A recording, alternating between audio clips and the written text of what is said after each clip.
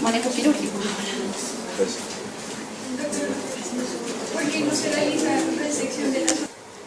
Y digamos que tiene unos factores también de riesgo bastante claros. Entonces, endocrinológicos, al igual que la hiperplasia prostática, sigue siendo un tejido muy sensible a la dihidrotestosterona.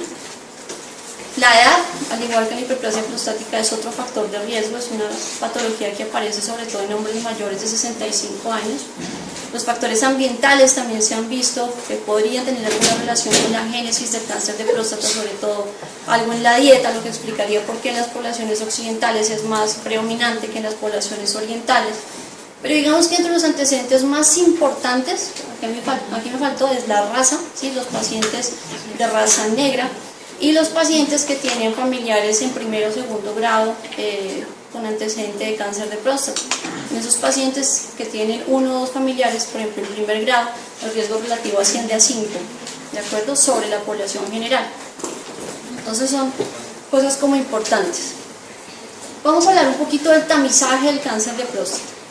Así como ustedes veían en la curva de la hiperplasia prostática, que es una patología que es muy prevalente y que va aumentando su prevalencia a medida que aumenta la edad, pasa lo mismo en el cáncer de próstata. Si ustedes se ponen a ver en los especímenes de autopsias que han hecho, más o menos los pacientes que tienen alrededor de 70, 80 años, más o menos el 60-70% de esos pacientes ya tienen cambios por cáncer de próstata en sus patologías.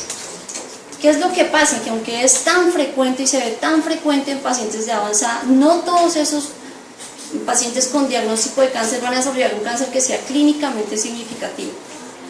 Es decir, que si uno a los 80 años le encuentra una célula prostática maligna, pues no quiere decir que uno se vaya a morir de ese cáncer, ¿sí? Que es un concepto que es fundamental que ustedes tengan claro para el tamizaje. La Asociación Americana recomienda el inicio del tamizaje a los 40 años, mientras que la NCCN recomienda el inicio del tamizaje a los 50 años. Según las guías de la Sociedad Colombiana de Urología, nosotros acá empezamos tamizaje a los 50 años y para pacientes con factores de riesgo empezamos tamizaje a los 40 años. Factores de riesgo es afrodescendientes o con familiares en primer grado. Hubo un problema cuando se empezó a hacer tamizaje de próstata a todo el mundo, se le hacía a todo el mundo, a los 50, a los 40, a los 60, a los 80, a los 90 años, a todo el mundo le hacíamos tamizaje de cáncer de próstata, estoy hablando de 10 años atrás. Y como les digo, empezamos a tener un problema porque había un sobrediagnóstico de cáncer de próstata y a la vez estábamos sobretratando cáncer de próstata. Como les decía, habían viejitos 80 años operados por cáncer de próstata por un cáncer de bajo riesgo. Probablemente ese señor se ganó una comorbilidad grandísima por la cirugía, por un cáncer que no se manifestó, no se hubiera manifestado si no lo hubiéramos tratado. ¿Sí está claro ese concepto? Entonces, así mismo empezamos como a recortar, ¿sí? A ver, a quiénes vamos a ofrecerles tamizaje y a quiénes no. Entonces, por eso ya no se le ofrece tamizaje a hombres tan jóvenes, se prefiere ofrecer el tamizaje a hombres de esta edad, y a los hombres que son mayores de 75 años o que tienen mucha comorbilidad, pues no les hacemos tamizaje porque es muy probable que esos pacientes se mueran de otra cosa y no por un cáncer de próstata. Entonces, el tamizaje no se recomienda a mayores de 75 años, por lo menos con antígeno prostático. Y esto es algo que necesito que les quede muy claro. Entonces, ¿cómo lo hacemos? El antígeno prostático específico es órgano específico, es decir, se produce solamente en la próstata. Pero no es cáncer específico, el antígeno prostático puede elevarse por muchas cosas. Solamente el crecimiento prostático, la hiperplasia prostática, puede llevar a un aumento en los niveles de antígeno prostático, ¿de acuerdo? Los pacientes con prostatitis, con infecciones de la próstata, también elevan el antígeno prostático. La relación sexual, la eyaculación, el tacto rectal, todas esas cosas elevan el antígeno prostático. Y el cáncer también eleva el antígeno prostático. El PSA es una proteína que está encargada de la lisis del coágulo seminal. Esa es la función del PSA. Entonces el antígeno lo hacemos a partir de los 50 años y el tacto rectal también. Bueno, es importante ver la consistencia, aparte no solamente del tamaño. Y los pacientes que tienen alteración en cualquiera de estas dos cosas, en la una o en la otra, son pacientes a los que les hacemos una biopsia transrectal de próstata ante sospecha de cáncer de próstata. ¿Listo? Si ustedes leen, se van a encontrar con otra serie como de métodos para tamizaje. Pueden encontrar la velocidad del PSA. La velocidad del PSA habla de un incremento de más o menos 0.4 nanogramos por decilitro entre una medición y otra. Es decir, que si el paciente tenía un PSA de 1 el año pasado y este año viene con un PSA de 1.5, pues tiene un aumento en la velocidad del PSA. ¿Listo? El tiempo de doblaje del PSA quiere decir que si yo le tomo hoy a un paciente un antígeno y está en 2 y en 6 meses le tomo un antígeno que está en 4, tiene un tiempo de doblaje mayor de 6 meses.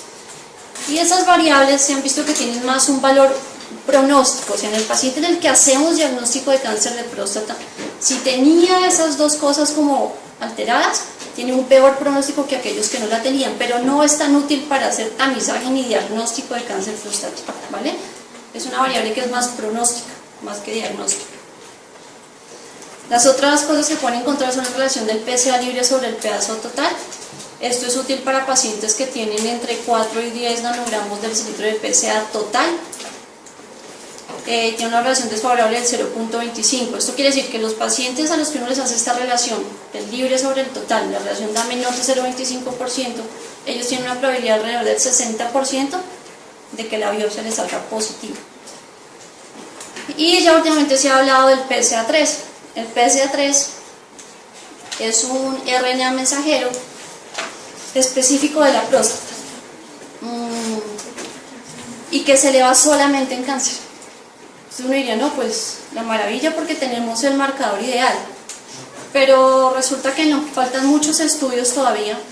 Es un estudio sumamente costoso. Esto se obtiene a través, no es en sangre como el PSA, es un examen en orina que se obtiene a través de se hace un masaje prostático, el paciente orina y en esa orina uno evalúa si hay la presencia de esta cadena de RNA mensajero o no.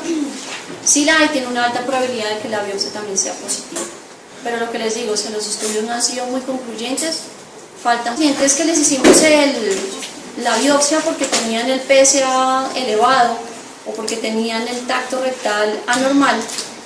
Les hicimos una biopsia y la biopsia mostró que tenía cáncer de próstata. El tipo de cáncer más predominante es el adenocarcinoma de próstata y que, como veíamos, generalmente se produce en la zona periférica.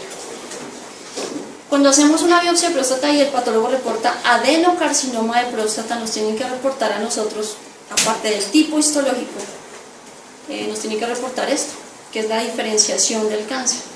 Y para esto Gleason se inventó esta escala. La escala, entonces, más o menos lo que ve es cómo están las glándulas. Entonces, del tipo 1, ¿sí?, son glándulas que se parecen mucho a una glándula que sería normal sin cáncer, y el tipo 5 son glándulas completamente indiferenciadas, el que habla de la severidad en la diferenciación glandular. El Gleason, digamos que se expresa en una sumatoria. Ustedes siempre van a encontrar Gleason 3 más 3, o Gleason 3 más 4, o Gleason 4 más 3, o Gleason 5 más 5. ¿Por qué? Porque el Gleason lo que hace es primero clasifica el patrón más predominante. Si en la lámina uno encuentra que el patrón predominante es 3, ¿sí?, en toda la lámina la mayoría son glándulas tipo 3, uno pone 3. Y el segundo tipo histológico más predominante, digamos, es 4, entonces uno pone 4. Entonces es un Gleason 3 más 4. Son los dos patrones más predominantes en la escala de diferenciación, el resultado final del Gleason, ¿de acuerdo? Entonces, si uno tiene un Gleason 3 más 4, será lo mismo tener un Gleason 4 más 3. Claro, es mucho más agresivo tener un Gleason 4 más 3 porque el patrón predominante es el 4, ¿sí? Y se ha visto que esto tiene valor pronóstico, o sea, para nosotros es muy importante. Un paciente que tiene un Gleason 4 más 4 está como mal.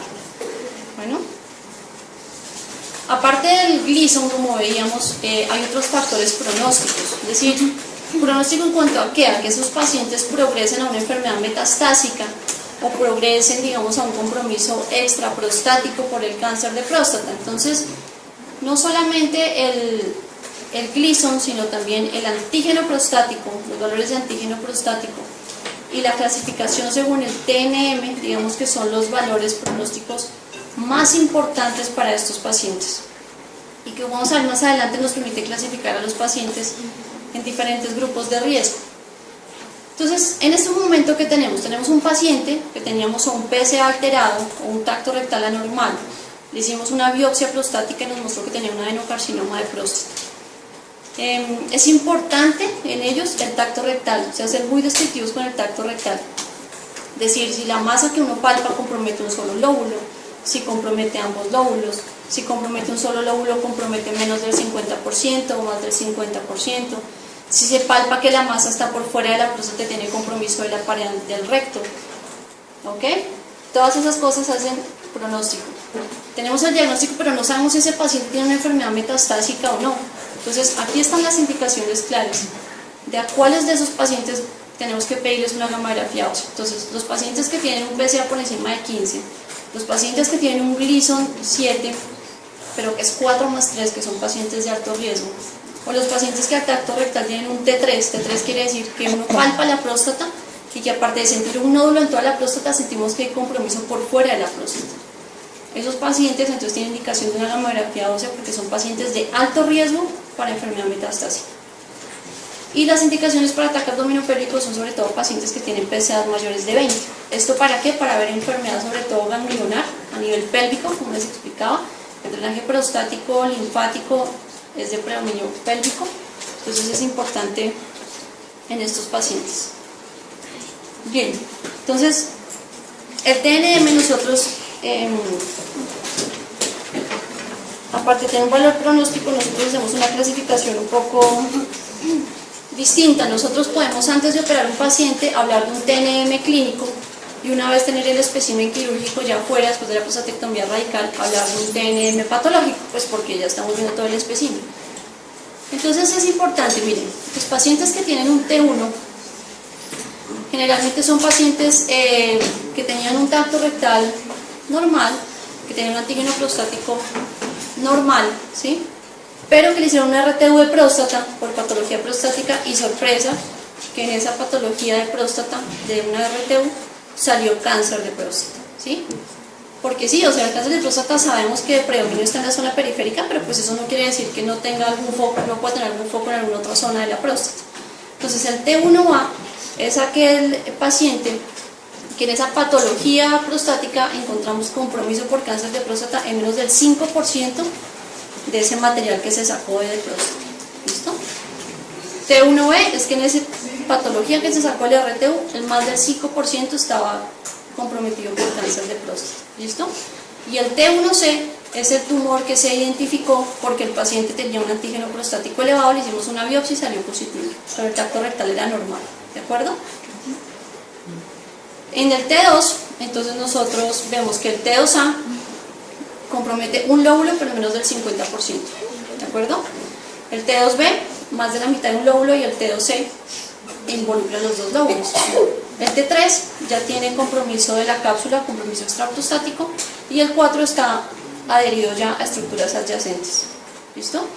Entonces, cuando uno examina a un paciente con cáncer de próstata en el tacto rectal, uno más o menos puede hacer de forma clínica una estadificación del T, ¿sí?